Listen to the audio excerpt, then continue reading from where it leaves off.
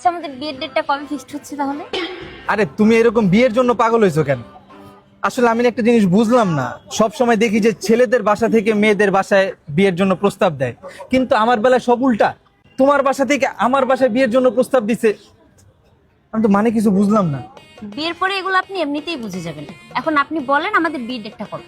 আরে বিয়ে করব একটা আন্ডারস্ট্যান্ডিং এর বিষয় আছে না, মানে এর আগে তো আমাদের কখনো দেখা হয়নি, না তুমি আমাকে চিনো না আমি তোমাকে চিনি।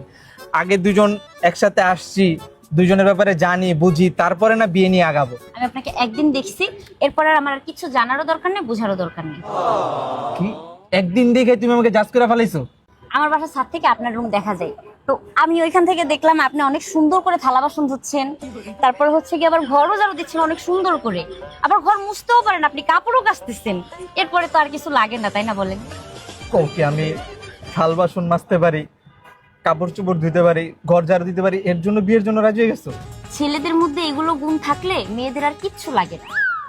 সো প্লিজ তাড়াতাড়ি একটু বিয়ের ডেটটা ফিক্সড করে ফেলেন। আচ্ছা ঠিক আছে, আমি বাসায় যাই কথা বলতেছি। আর কত সময় নেবেন?